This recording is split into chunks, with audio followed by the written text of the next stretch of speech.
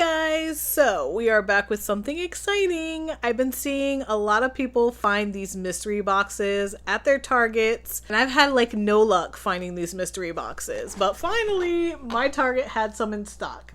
The Super Collector's Mystery Box, 15 plus items, and it's over $70 worth of items for only $24.99. So we all know when I saw this, I had to grab it. So let's see what we get. Now, I did not find mine because most people have been finding it in where you find like the Pokemon cards and like random blind boxes and blind bags, like the figural bag clips and those type of items. I actually found mine in the toy section in the area where they have Pokemon related items. That's where they were at mine.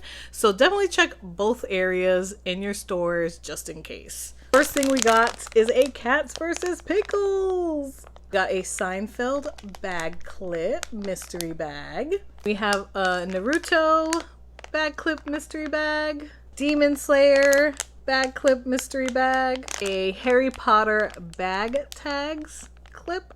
We got 2 of the Gang Beasts collectible figures series 1. Got 2 of the Hello Kitty and Friends, the Chibi Snaps I believe they're called. We got a World's Smallest blind ball. If I'm butchering the name of this, I do apologize. Agretsuko? I'm saying it with a Spanish accent. But Agretsuko, little like beanie figure. These are cute, by the way. We got a Series 1 Sugar Buzz. I love these. A Hello Kitty plush dangler. These are super cute.